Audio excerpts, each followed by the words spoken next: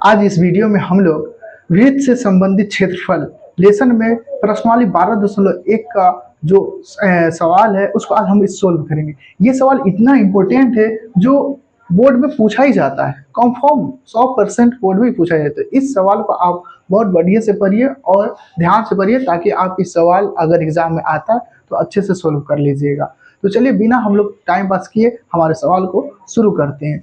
तो ये सवाल क्या कह रहा है कि दो वृत्तों की त्रिज्या क्रमशः 19 सेंटीमीटर और 9 सेंटीमीटर है। तो उस वृत्त की त्रिज्या ज्ञात कीजिए जिसकी परिधि इन दोनों वृत्तों की परिधियों के योग के बराबर है। मतलब ये सवाल कह रहा है कि आपको त्रिज्या दिया हुआ है, फिर से उस वृत्त की त्रिज्या ज्ञात कीजिए जिसके परिधि इन दोनों परिधियों के योग के क्या होना चाहिए, बराबर होना चाहिए। तो हम लोग इसमें दो वृत्त बनाएंगे, जैसे फर्स्ट वृत्त इस तरह, एक वृत्त कितना है 19 सेंटीमीटर का, तो 19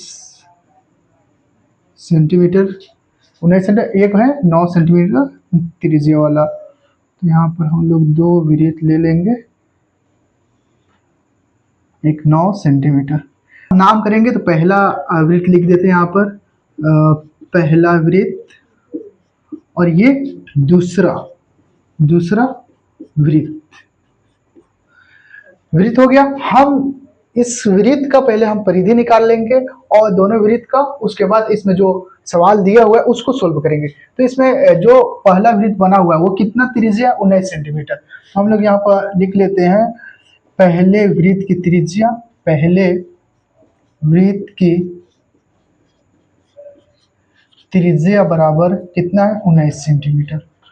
तो अब इसका मैं पहले वृत्त का परिधि ज्ञात कर लेते हैं। तो यहाँ पर लिखेंगे पहले वृत्त की परिधि बराबर क्या सूत्र होता है 2 पाई आर। यहाँ पर पाई का मान हम कुछ नहीं चेंज करने के, जो जैसे पाई है वैसे ही रखना है। तो यहाँ पर 2 पाई इंटू आर कितना है, मतलब त्रिज्या 19। तो यहाँ पर 19 को 2 से गुना करेंगे, 19 दूना 38 पाई। तो हम लोग पहले वृत्त की परिधि ज्ञात हो गया। इसी तरह दूसरे वृत्त का परिधि ज्ञात करना है, तो इसमें दूसरे वृत्त का त्रिज्या दिया हुआ है। तो यहाँ पर लिखते हैं दूसरे वृत्त की त्रिज्या, दूसरे वृत्त की त्रिज्या कितना है 9 सेंटीमीटर, 9 सेंटीमीटर। तो दूसरे वृत्त की परिधि ज्ञात कर लेंगे, आसान है।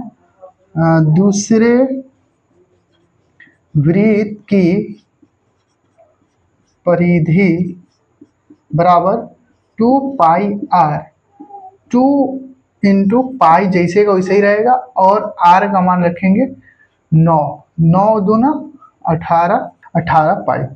जब ये दोनों वृत्त का परिधि निकल चुका है तो अब हम लोग जो सवाल कह रहा है उसको निकालेंगे।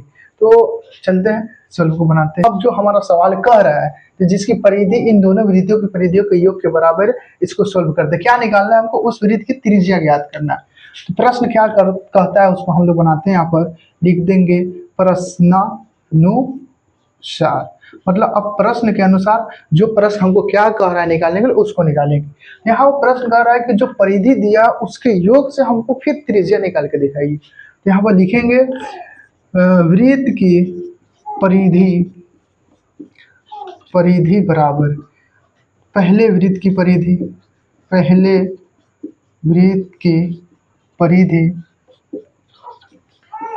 यहाँ योग का मतलब जोड़ होता है, यहाँ पर जोड़ देंगे। फिर दूसरे वृत्त की परिधि,